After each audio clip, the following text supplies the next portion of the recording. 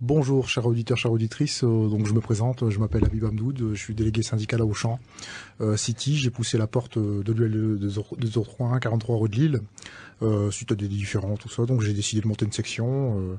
Donc ensuite je me suis fait élire, j'ai gagné des mandats. Et au fur et à mesure des batailles, je me suis découvert un plaisir de la lutte syndicale. Et donc j'ai découvert quelques pépites.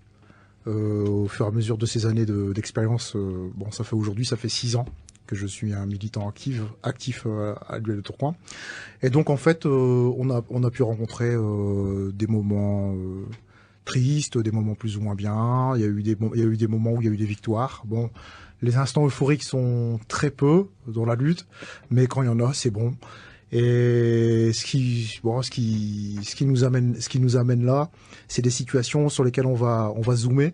C'est des situations précises où on peut voir des fois l'arrogance et le manque de respect du travailleur de la part de certains patrons et certains DRH. Et donc là, j'ai un petit exemple qu'on va vous faire écouter. Surpris, c'est qu'en fait, il y a rien qui a été fait jusqu'à présent à sa connaissance. Et donc par rapport à cette agression de ce chef d'équipe, parce que nous, ce qu'on attend de vous, mais justement, ce qu'il attend de vous, madame, c'est que vous garantissiez sa sécurité et son droit syndical. Après, est-ce que le fait que cette agression survient comme ça soudainement, c'est lié à son mandat? Il y a des causes à effet troublantes dans cette affaire qui... Non, mais c'est pas lié à son mandat. Enfin, je sais pas, dites-moi pourquoi ce serait lié à son mandat. Ben, je sais pas. Visiblement, il était bon pendant des années. Aujourd'hui, il est plus bon. Mais il était plus bon avant d'avoir un mandat. Hein.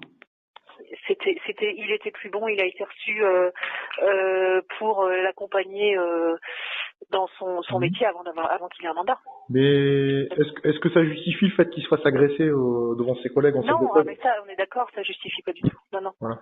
Mais non, et ce dossier-là est en cours, hein. Enfin, ne pensez pas qu'on fait rien. Bien sûr, mais nous, madame, ce qu'on attend de notre organisation syndicale, c'est que nos militants soient respectés comme vos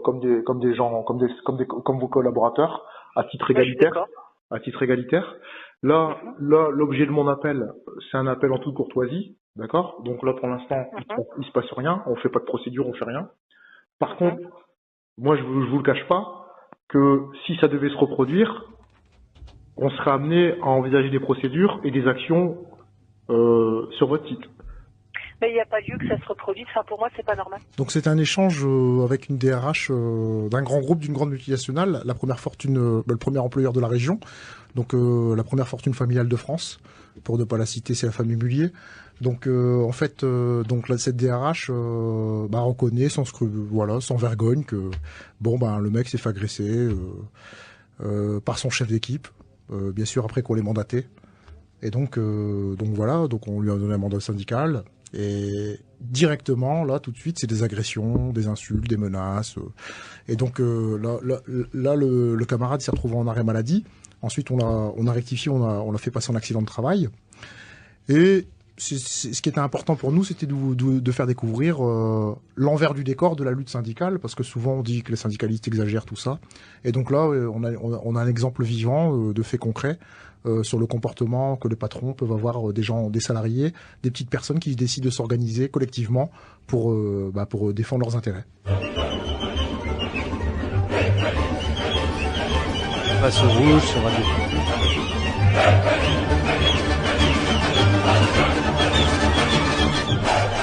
Sur Radio Campus, sur 6,6 FM.